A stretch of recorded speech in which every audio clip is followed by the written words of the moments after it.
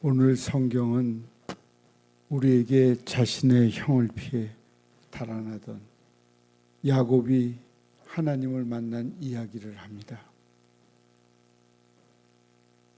먼 길을 찾아오는 동안 어느새 광야에는 어둠이 찾아왔습니다. 형을 피하여 도망쳐온 야곱에게 어두움은 그를 기다려주지 않고 다가왔습니다. 외삼촌 집에 있는 하란까지 얼마나 이 길을 더 가야 할지 암담했습니다. 아직도 그에게는 가야 할 길이 많이 남아 있었기 때문입니다. 먼 여정을 떠나야 하는 지금 야곱에게는 어머니와 고향을 향한 그리움보다 앞날에 대한 두려움이 더욱 크게 느껴졌습니다. 그래서 두려움을 안고 잠든 야곱에게 하나님은 꿈을 통해 그를 만나 주셨습니다. 야곱은 꿈에서 하늘까지 닿은 사닥다리에서 하나님의 사자들이 오르락내리락 하는 모습을 보았습니다. 그때 하나님은 그 사닥다리의 가장 꼭대기에서 하나님 자신을 나타냈습니다. 그리고 하나님은 야곱에게 너에게 이 땅을 줄 것이며 내 자손으로 인해 모든 민족이 복을 받을 것이며 내가 너와 언제나 함께 하시겠다고 약속하셨습니다. 두려움 속에서도 그분을 바라보았을 때 하나님은 꿈을 통해서 야곱을 만나 주었습니다. 오늘 본문 말씀에서 나타나는 야곱의 모습을 볼 때 겟세마네 동산에서 기도하셨던 예수님의 모습이 떠오릅니다. 십자가를 앞에 두고 기도하셨던 예수님을 생각해 보십시오. 예수님은 겟세마네 동산에서 처절하게 기도하셨습니다. 땀이 핏방울이 될 만큼 그 순간 그분의 마음의 고통은 심각했습니다. 예수님은 흙먼지가 일어나는 그 겟세마네 동산 땅바닥에 엎드렸습니다.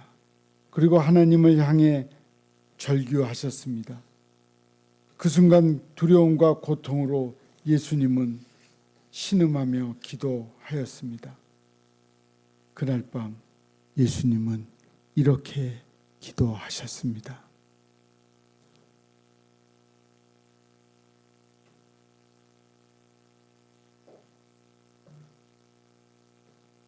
아버지여, 만일 아버지의 뜻이거든 이 잔을 내게 옮기시옵소서. 그러나 내 원대로 마옵시고 아버지의 원대로 하옵소서. 예수님의 곁을 떠나지 않았던 그 십자가, 예수님은 아버지의 뜻을 늘 물으며 그것이 이루어지기를 원했습니다.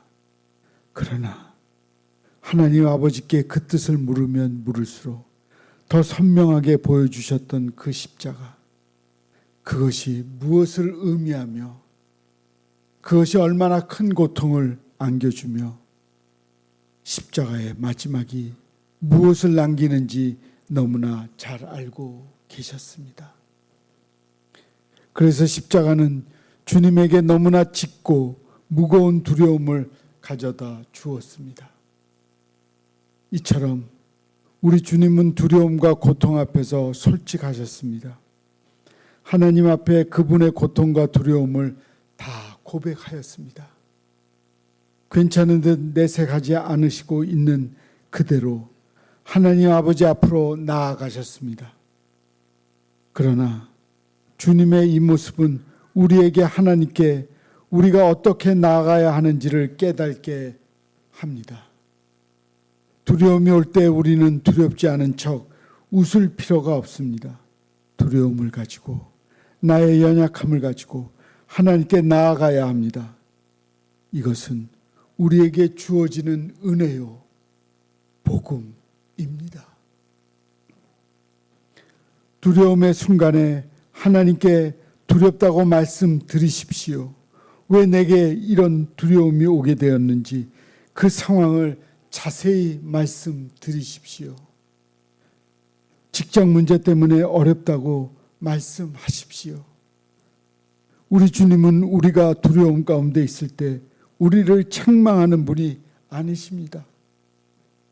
우리의 아픔과 고난과 절망을 모른 채 하시는 분이 아니십니다.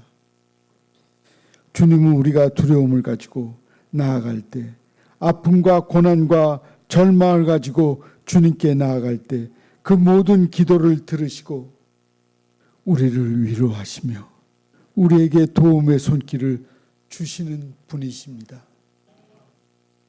문제는 그 두려움 자체가 아니라 그 두려움이 왔을 때 내가 취한 행동에 있습니다. 그 두려움이 내게 찾아왔을 때 가장 먼저 누가 생각났고 누구를 찾았느냐고 할 때 예수님은 십자가에 두려움이 왔을 때 그 두려움을 가지고 아버지께로 나아갔습니다. 여러분은 두려운 순간에 가장 먼저 하나님 아버지께로 나아가십니까? 잠에서 깨어난 야곱은 이렇게 고백합니다. 두려움 속에 하나님을 만난 야곱은 이렇게 고백합니다. 여호와께서 과연 여기에 계시거늘 내가 만난 야곱이 지금까지 하나님을 관념적으로 생각했습니다. 아버지, 어머니로부터 자연적으로 습득된 하나님을 믿고 있었습니다. 그러나 그런 믿음 속에는 그의 삶에 깊숙이 개입하시고 다가오시는 하나님을 만날 수 없었습니다. 하지만 이제 그의 삶의 상황이 달라졌습니다. 그는 누구도 의지할 수 없는 광야에 놓이게 되었습니다. 그곳에 그는 하나님을 바라보았고 그는 하나님의 임재를 경험하게 되었습니다.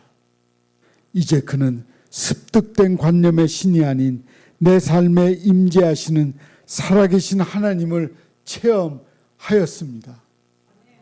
그리고 그 체험이 야곱을 변화시켰습니다. 이러한 모습은 다윗의 모습 속에서도 발견됩니다. 다윗이 자신을 죽이고 달려드는 사울을 향해서 끝까지 하나님의 기름 부으심을 받은 자로 인정할 수 있었던 것도, 사망의 음침한 골짜기로 지날 때도 주의 지팡이와 막대기를 의지할 수 있었던 것도 그의 마음속에 가득했던 하나님 때문이었습니다. 하나님과 관계를 맺으며 살아간 광야를 통해서 다윗은 신성함을 알아본 감각이 크게 자라났습니다. 그는 하나님의 아름다움을 찬양할 수 있었습니다. 모든 것을 하나님의 거룩하심과 임재 속에 생각했기에 그는 아프고 괴롭고 고통스럽고 메마르고 눈물 나고 끝이 보이지 않는 고통의 시간 속에서도 기도할 수 있었습니다. 광야를 통해서 보잘것없는 돌멩이 하나 속에서도 다윗은 하나님의 임재를 알아보는 법을 배웠습니다. 그리고 광야에서 경험한 하나님의 거룩한 임재가 다윗의 영혼 속으로 스며들었고, 이제 그는 어디에서나 누구에게서나 심지어 사울이 자기를 죽이려 하는 순간 하나님이 나와 함께 하고 계심을 알아볼 수 있게 되었습니다.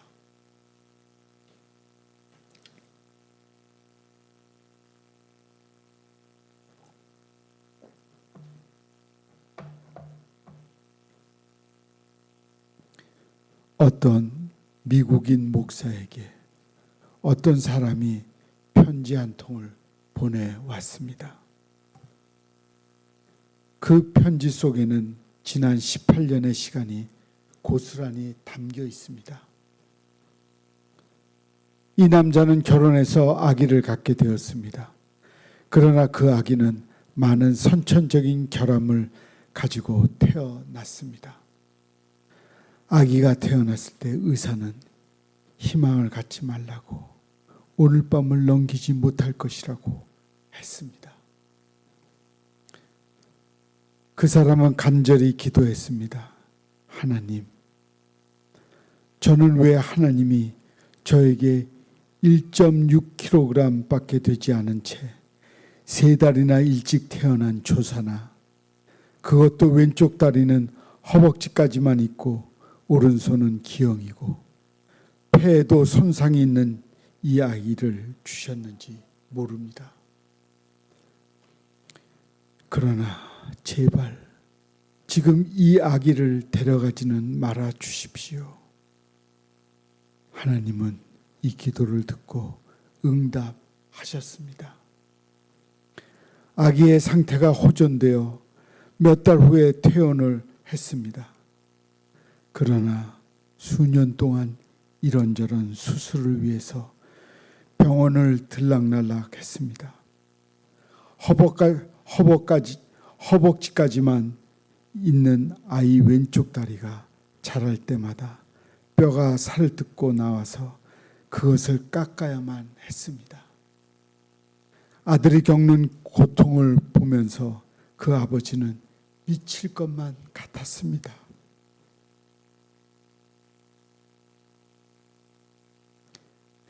그리고 그 사람은 결국 하나님을 저주하고 등을 돌렸습니다. 이렇게 15년 동안 이 사람은 술에 쩔어 살았습니다. 지난밤에 무슨 일이 일어났는지 모를 정도로 술을 마셨습니다. 아침이 되면 자기 손이 부러져 있었고 벽에 구멍이 난 것을 보고서 간밤의 일을 짐작할 수 있었습니다.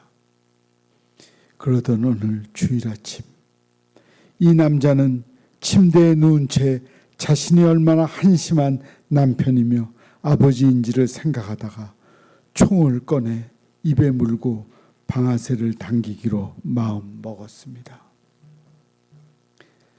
그때 라디오가 켜져 있었는데 어떤 목사님의 설교가 흘러나오고 있었습니다. 여태까지 한 번도 그 목사님의 설교를 들어본 적이 없었습니다. 목사님은 예수님이 우리들을 사랑한다고 했지만 그것은 별 감동이 없었습니다. 그것은 전에도 많이 들었던 이야기였습니다. 그런데 바로 그때 목사님은 이런 말을 했습니다. 미래는 주님이 주장하십니다. 미래는 주님이 주장하십니다. 그 한마디가 이 사람의 마음을 세차게 때렸습니다. 그 말을 그를 구원했다는 말이었습니다. 그는 울면서 기도했습니다. 하나님, 만약 당신이 나의 미래를 주장하신다면 내가 사단의 손에 빠지기 전에 나를 이 비참한 삶에서 건져내어 뭔가 의미 있는 삶을 살게 하옵소서. 하나님은 그 기도에 응답하셨습니다.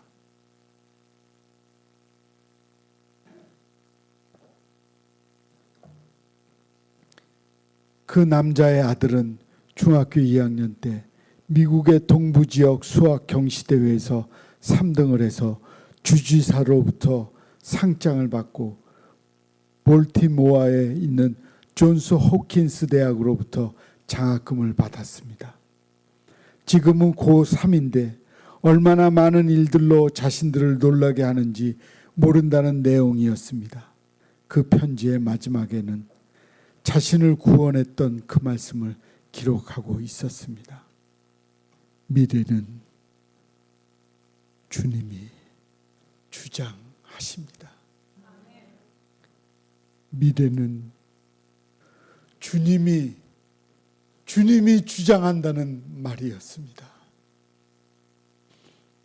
우리는 두려움 가운데 놓여 있을 수도 있습니다. 우리는 어쩌면 지금 내 삶에 겟세마네 동산에 있는지도 모릅니다.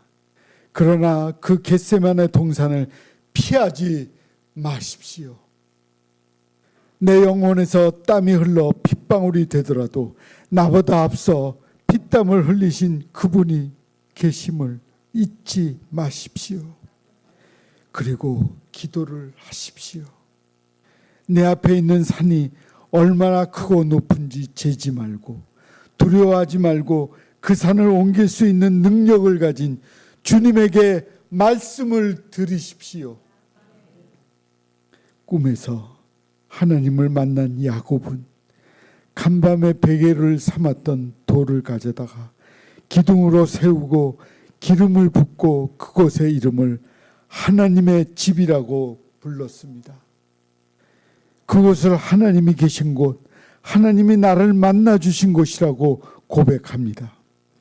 그리고 이제 벌떡 일어나 담대히 길을 떠납니다. 떠나는 그의 발걸음에 더 이상 이전의 두려움은 남아있지 않았습니다. 하나님께서 그가 서 있는 바로 그곳에 함께 계심을 알았기 때문입니다. 사랑하는 성도 여러분, 여러분은 지금 어떤 상황에 서 있습니까? 광야 같은 상황, 불안한 미래와 두려움이 여러분을 힘들게 하고 있습니까? 그러나 기억하시기를 바랍니다. 여러분이 두려워 떨고 있는 그 순간에 하나님은 그곳에 계십니다. 그리고 여러분이 고개를 들어 하나님을 바라보기를 원합니다. 두려움을 가지고 나아갈 때 우리는 나를 도우시는 하나님의 영광을 보게 됩니다. 사랑하는 여러분 가운데 그 은혜가 있기를 간절하게 소망합니다. 아멘.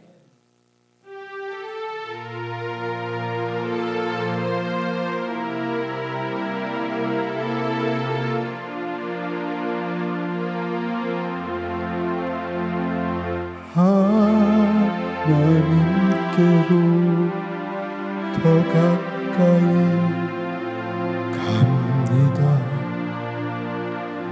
고통 가운데 계신 주님, 변함없는 주님의 크신 사랑, 영원히 주님만을 섬기리. 우리 모두 같이 하죠. 하나님께로 더 가까이 갑니다. 고통 가운데 계신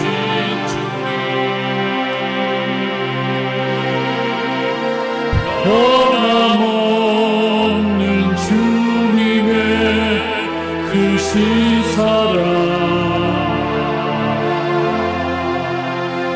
영원히 주님만을 섬기리.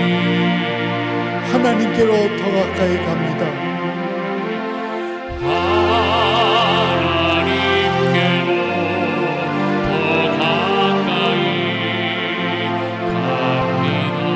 고통 가운데 계신 주님, 고통 가운데 계신 주님, 변함없는 주님의 크신 사랑, 변함없는 주님의 크신 사랑, 영원히 주님만을 영원히 주님만을 섬기리. 기도하겠습니다.